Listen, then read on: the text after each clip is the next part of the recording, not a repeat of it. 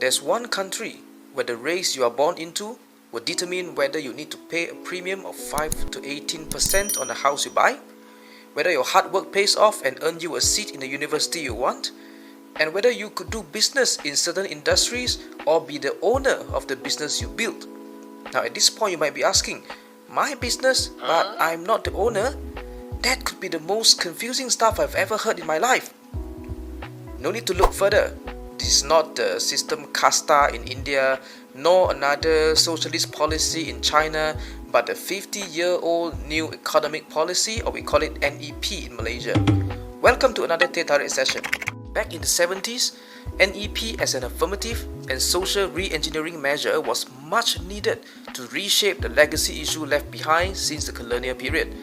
Now, if you have reasonably paid attention in your sejarah class during your school time, I am sure that you have heard that the British divide and rule policy has kept the Bumiputera in rural areas to work on their traditional plantation work, whereas the Chinese were placed in towns to carry out businesses and mining, and the Indians were placed in the rubber estates.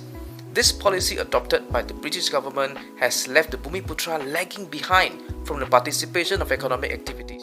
In fact, in 1970, the Bumiputera equity made up to only 2.4% of the country's economy.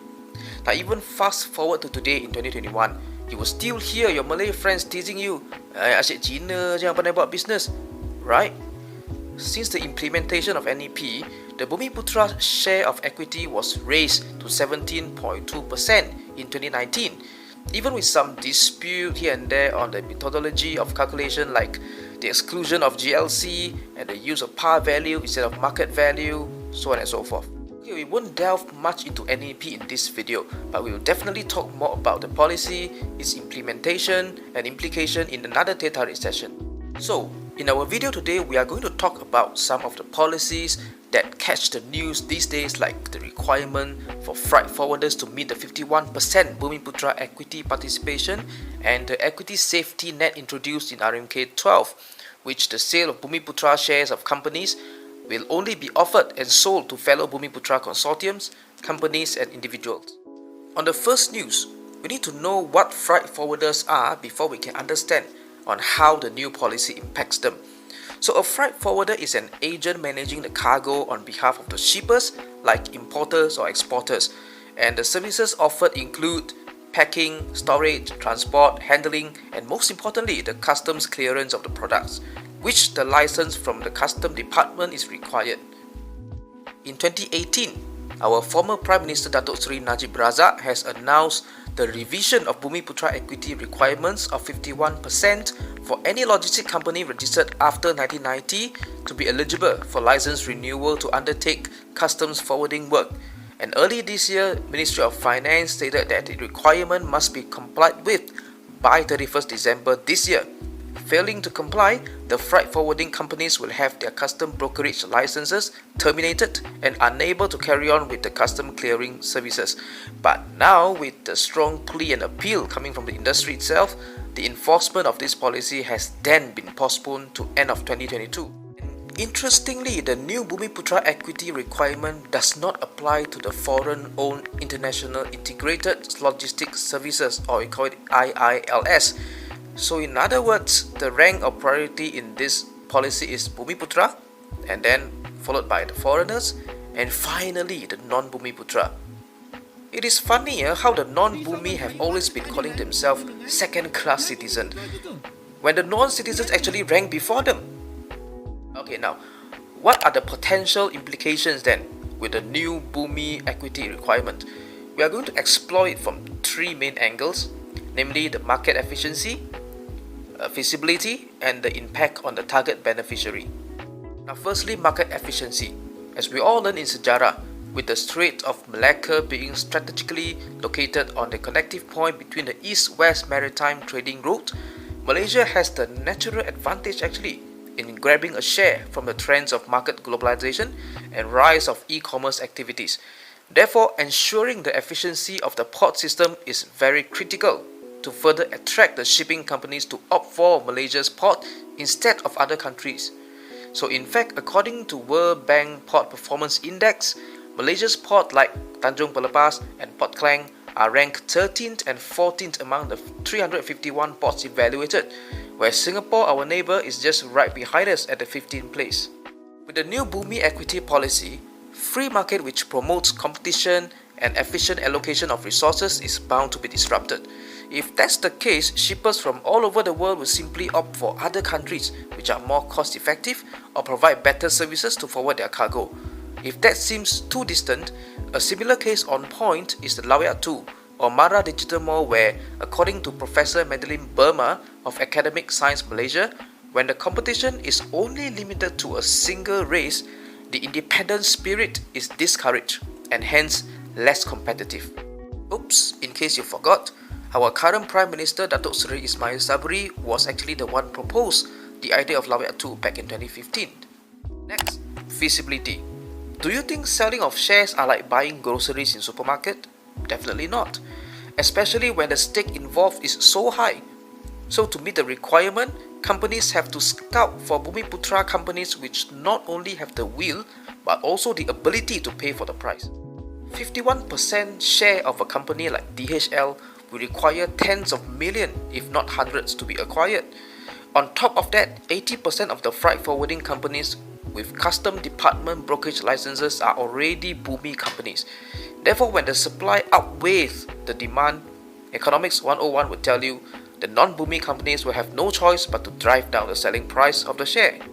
So, with all the downsides, how would this benefit the target beneficiary, which is the Bumiputera, who actually needed the help from the government? To be honest we are not so sure about this. Not sure if you all have seen a post like this. So the gist of the idea here is that the target beneficiary of this policy, RMK12, or even stretching back to the NEP, most likely do not have the spare money to invest. What they need more are the fundamental helps like infrastructure and education. Therefore, while this new policy seems populist and able to capture the heart of the Bumiputera, the sad truth is, cronies and not the grassroots will benefit the most from this policy. The next policy we're going to talk about is part of the RMK12 tabled recently by the government in Parliament, the Equity Safety Net Framework for GLC. Basically, it means that the sale of Bumiputera shares or companies by Bumiputera mandated agencies will only be offered and sold to fellow Bumiputera consortiums, firms and individuals. Some examples of these firms or organizations are Pemodalan Nasional Berhad (PNB), Lembaga Tabung Haji, Mara and Equinas. Let's look at Maybank for example. We all know that as of April this year, Bumiputera mandated agencies, if you can look at the chart, which is number 1, 3 and 4, Amanah Raya Trustees Berhad, Pemodalan Nasional Berhad and Yayasan Pelaburan Bumiputera. They took up almost half of Maybank's share. It means that if the Equity Safety Net Framework gets implemented, half of Maybank's share will never be open to the free market based on the market price. This example can also be seen in companies like Sime Darby, CIMB, TM, IOI and many more. Consequently, the share ever owned by these few organizations will be locked within the Bumiputera companies and not open to the foreign or the non-Bumi investors. Eventually, what will happen is that more and more equity will be centralized in the hands of a few. But who gets to enjoy the most from this policy? Again, apparently not the makcik selling nasi lemak by the roadside or the abang Grab, my guess. Well, I think people travelling with jets, buying Chanel and Hermes Birkin for their wife, or those with few offshore accounts will benefit more. But that's just my guess lah.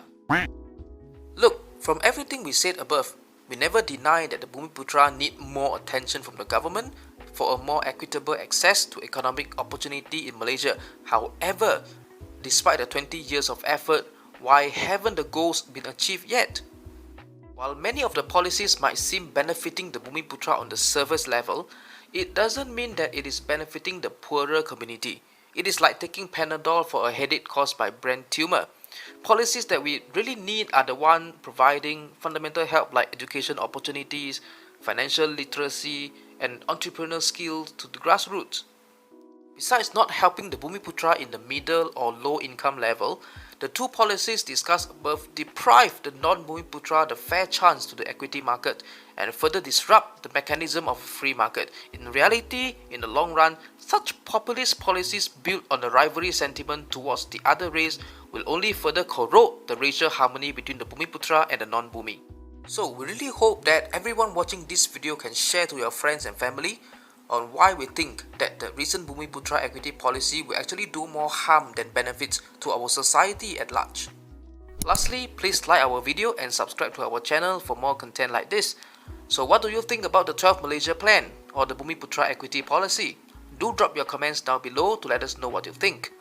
So see you in another Tarik session.